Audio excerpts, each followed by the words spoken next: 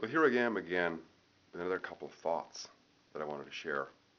I'm in my hotel room here in LA, and it's about 8:45. The shuttle is going to be coming fairly soon to take me back to the airport. But I wanted to share this experience I had last night. At the end of the Joel Bauer seminar, I was picking up my bag at the door, and there was this lady sitting there on one of the chairs, and I like to say hello to most people that I run into. She would sit there, and as I had asked many people, how did you like the seminar? I said something like that to her. Did you learn anything? That's what I said.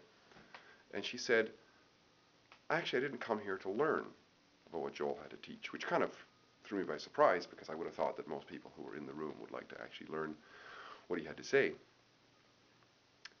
But she said, I forget what exactly she said she was there for. I think she was there to meet people she wanted to show what she had to Joel. That's what it was.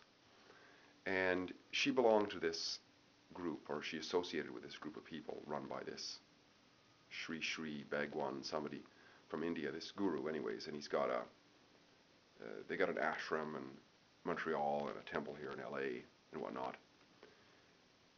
And it was a very profound, brief meeting I had with her because I don't know if you've ever met somebody before where there's a connection. There's a profound connection in that moment. There's not much superficiality. There's always a little bit of superficiality, probably because there's that meeting point and there's a little unfamiliarity. But this was a profound connection. Oh, by the way, I just saw the card here. The guy's name is Sri Sri, oh darn, Art of Living anyways. Art of Living, la.org. Sri Sri something. I don't know. Oh, here it is. Sri Sri Ravi Shankar. Sri Sri Ravi Shankar. Maybe you've heard of him before. But it got me to thinking about something. Because we had this profound connection where there was no judgment. There was an understanding. It seemed like a feeling of understanding between what each one was saying. And there was a profound and exquisite sense of hearing and understanding in each other. And it was another example of a sense that I have. See, a lot of times when we have an experience of a thing that we sense, it strengthens that sense. And this is one of those aha moments for me. Because I have this sense that we are all connected. Intellectually, I get it.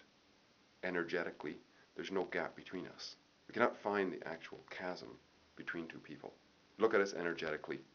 I look like a concentrated center of energy. It thins out a bit.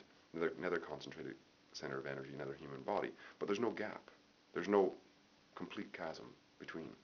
So it's all one. But to get it on an experiential level, mentally, spiritually, with somebody else, even just for a moment, creates that sense and strengthens the idea, not only logically, but now experientially, which goes a lot deeper, because it goes into the subconscious at that point, driven home, right? And it got me to thinking, why is it that the great masters of the world, the gurus, the Christs, whatever they were, had this sense about them that they wanted to help their fellow man? I mean, let's face it, most of these people were rich beyond most people's dreams in terms of what riches is commonly expressed in. The basic needs and wants of the world. Materialistically, you might say. They had everything. They recognized they had everything. So why still would they want to help their fellow man? Once again, as an analogy, I'd like to use the example of, to demonstrate this anyways, as an idea. If I have a sore big toe, what do I do about it? Do I just ignore it? Do I just say keep on trucking big toe? Bear it? Well, if I feel that I have to, I will. But normally, I want to care for it. Why? so it will heal. Give it the opportunity to heal, and if and when it heals, then I, the rest of the body of the experience of Steve, gets to have a better quality of life as a result. So in other words, if one part of the body is injured and hurting, then so is the rest in a way. And the same goes for the greats, and for each and every one of us at a certain point in our lives when we finally get it. When we get in touch with ourselves, we realize we're connected to everything and everybody.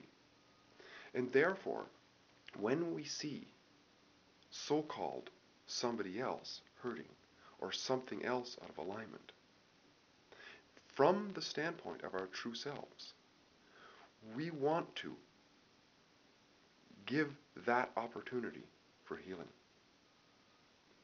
Because in so doing, we get to have a better quality of life. And it shows up in terms of greater levels of happiness within ourselves, greater levels of contentment and peace and joy. Just thought I would share that. It's a profound experience I had. Revelation, you might say. But it was real. It was experience. It wasn't just theory. Just thought I'd share those thoughts. Talk to you later.